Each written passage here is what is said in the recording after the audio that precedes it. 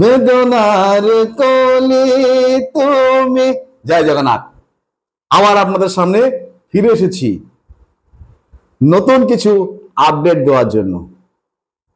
সেটা কি, সেটা জানতে গেলে আমার পেজটাকে লাইক, কমেন্ট, ফলো, শেয়ার করতে হবে।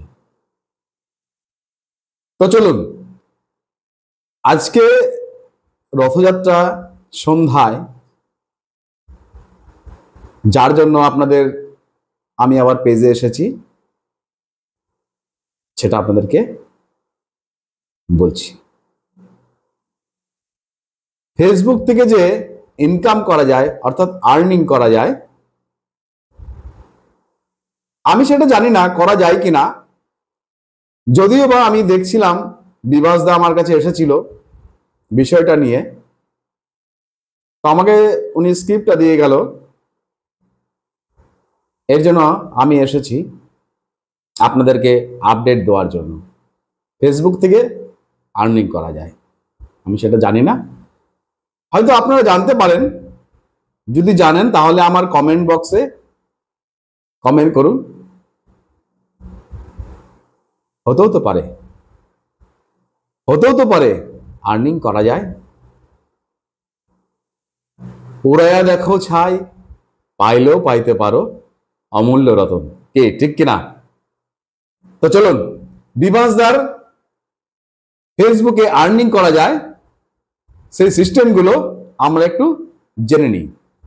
আপনার যদি একটি নরমাল ফেসবুক আইডি থাকে, আপনিও কিন্তু ফেসবুক থেকে ডলার ইনকাম করতে পারবেন। ইতিমধ্যে ফেসবুক কোম্পানি কিন্তু জানিয়ে দিয়েছে 4টি সেটিংস ঠিক থাকলে প্রত্যেকের নরমাল আইডিতে কিন্তু ডলার জমা হবে, ফেসবুক কোম্পানি কিন্তু ডলার দিয়ে দিবে। ইতিমধ্যে অনেকে কিন্তু তাদের নরমাল ফেসবুক আইডিগুলোতে ডলার পেয়ে গিয়েছে, আবার অনেকে কিন্তু পায়নি। আপনিও হয়তো ডলার পেয়ে গিয়েছেন, যেটা আপনি এখনো চেক করে দেখেন নাই। আবার অনেকে কিন্তু ডলার পায়নি, কারণ তাদের আইডিগুলোতে কিন্তু সমস্যা। আপনার ফেসবুক আইডিতে যদি 4টি সেটিংস ঠিক থাকে তাহলে কিন্তু ফেসবুক কোম্পানি আপনাকে ডলার দিয়ে দিবে। আর যদি এই 4টি সেটিংস ঠিক না থাকে তাহলে কিন্তু ফেসবুক কোম্পানি আপনাকে কখনো ডলার দিবে না। কোন 4টি সেটিংস ঠিক থাকলে ফেসবুক কোম্পানি আপনাকে ডলার দিবে আর কোন 4টি সেটিংস ঠিক না থাকলে ফেসবুক কোম্পানি আপনাকে ডলার দিবে না, এই ভিডিওতে আমি দেখিয়ে দেবো। আপনারা মোবাইলের স্ক্রিনটাকে লক্ষ্য করেন, ভিডিওটি শেয়ার করে প্রোফাইলে রেখে দিবেন। পরবর্তীতে ভিডিওটা দেখে কিন্তু আপনারা সহজেই কিন্তু কাজগুলো করে নিতে পারবেন। মোবাইলের স্ক্রিনটাকে আপনারা লক্ষ্য করেন, আমি সহজেই আপনাদেরকে সকল প্রসেস দেখিয়ে দিচ্ছি। ওকে, আমরা মোবাইলের স্ক্রিনে চলে আসলাম। ফেসবুক অফিশিয়াল অ্যাপসটির উপর আমরা সর্বপ্রথম ক্লিক করব। ওকে, ক্লিক করলাম। তারপর উপরে দেখতে পারবেন প্রোফাইলের ছবি, পেজ হোক আর ফেসবুক প্রোফাইল হোক, এই প্রোফাইলের ছবিটা দেখবেন, এটার উপরে একটি ক্লিক করে নেবেন। ওকে, আমি ক্লিক দিয়ে দিলাম। তারপর এখানে দেখতে পারবেন সি ড্যাশবোর্ড, কারো ক্ষেত্রে ম্যানেজ, আবার কারো ক্ষেত্রে ভিউ টুলস লেখা চলে আসবে। এই লেখাটার উপর আপনারা একটি ক্লিক দিয়ে দিবেন। ওকে, এটার উপরে একটি ক্লিক দিয়ে দিলাম। আমাদের সামনে ঠিক এভাবে চলে আসবে। এখান থেকে আমরা একটু নিচের দিক চলে আসবো। নিচের দিক চলে আসলে এখানে আমরা দেখতে পারবো প্রোফাইল রিকমেন্ডেশন। আপনাদের যদি পেজ থেকে চেক করেন তাহলে পেজ রিকমেন্ডেশন লেখাটা দেখতে পারবেন। এই যে লেখাটা, এই লেখাটার উপরে একটি ক্লিক দিয়ে নেব। উপরে দেখতে পারবেন প্রোফাইল রিকমেন্ডেশন লেখা থাকবে। আমি পেজ দিয়ে দেখাইতেছি তাই পেজ রিকমেন্ডেশন লেখা কিন্তু দেখাইতেছে। আপনারা অবশ্যই প্রোফাইল রিকমেন্ডেশন লেখা দেখতে পারবেন আর নিচে দেখতে পারবেন রিকমেন্ডেবল। আপনাদের ক্ষেত্রে যদি এরকম না থেকে নিচে যদি নট রিকমেন্ডেবল লেখা চলে আসে আর উপর দিয়ে যদি একটা দাগ চলে আসে তাহলে বুঝবেন যে 1 নম্বর সেটিংসে আপনাদের কিন্তু সমস্যা রয়েছে। এখন আমি আপনাদেরকে 2 নম্বর সেটিংসটা দেখাবো। এখানে আপনারা দেখতে পারবেন পেজ